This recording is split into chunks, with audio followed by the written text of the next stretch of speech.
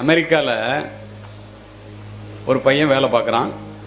அவனுக்கு வீட்டில் பொண்ணு பார்க்குறாங்க. அம்மா அப்பா டீச்சர். தன்னுடைய வாழ்க்கை பூரா அவனுக்காக ஒப்படைச்சாங்க. அவன் அங்கே இன்னொரு பொண்ணை லவ் பண்ணி கல்யாணம் பண்ணுறான். சொல்லி பார்க்குறாங்க, கேட்கல. தாயிட்ட பேசுறது குறையுது, தாயை பார்க்க வர்றது குறையுது. அப்பா அந்த ஏக்கத்திலே 2 பேரும் ஆசிரியர்கள். அந்த ஏக்கத்திலே படுத்துட்டாங்க. ஒரு புள்ள பார்க்கலையேன்னு.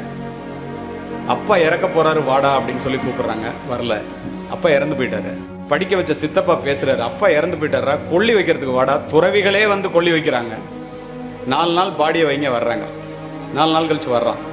அப்பா உயிரோட பார்க்கலன்னு அம்மாவுக்கு கோவம், பேசல. போய் கொல்லி வைக்கிறான். 4 கோடி ரூபா பொறுமானம் உள்ள வீடு. அங்கிருந்து வந்தோன்னே தாய் பேசாம இருக்காங்க. அம்மாட்ட சொல்றான், நீ இன்னும் இங்கே தனியா இருக்க வேண்டாமா, அப்பா இறந்து போயிட்டார். அந்த பேதை மனம், அந்த தாய் நினைக்கின்றால் நம்மளை அமெரிக்காவுக்கு அழைச்சிட்டு போயிடுறான். பிள்ளைகளெல்லாம் பார்க்கலாம், பேர பிள்ளைய பார்க்கலாம், அமெரிக்காவை பார்க்கலான்னு.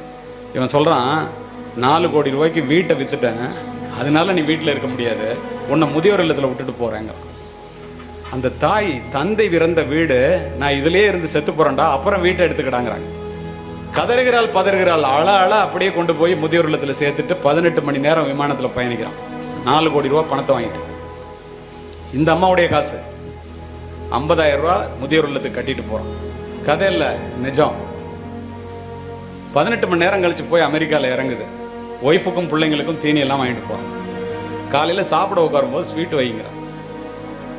இத்துணைக்கும் காரணம் அவனுடைய மனைவி. இவன் போகணும்னு நினைச்சப்ப கூட தடுத்தது அவனுடைய மனைவி. அதுக்கப்புறம் இவனே மாறிட்டான்.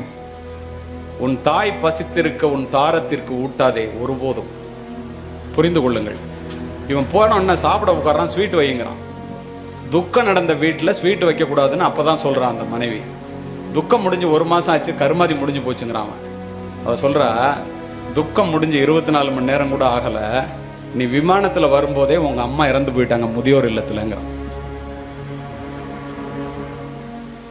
இதுக்காகவா உங்களை படிக்க வைக்கிறாங்க? இதுக்காகவா திங்கிறதுக்கு சோறு கூட இல்லாம உங்களை எல்லாம் வளர்க்குறாங்க? தயவு செய்து புரிந்து கொள்ளுங்கள். உலகத்திலேயே துயரமான கண்ணீர் தாயினுடைய கண்ணீர்.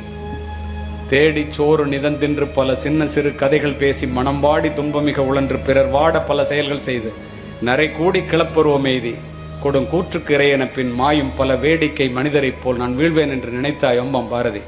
பிறந்தோம், வளர்ந்தோம், 40 மார்க் வாங்கினோம், பாஸ் பண்ணோம், 10,000 ரூபா சம்பளத்துக்கு வேலைக்கு போனோம், கல்யாணம் பண்ணிக்கிட்டோம், வயசாயிடுச்சு, முடி நரைச்சு போச்சு, தோல் சுருங்கி போச்சு, செத்து போயிட்டோம். மிருகங்கள் கூட இதைத்தான் செய்கின்றன. இதற்கு 6 அறிவு தேவையில்லை. பிறப்பு ஒரு சம்பவமாக இருக்கட்டும், இறப்பு ஒரு சரித்திரமாக இருக்க வேண்டும்.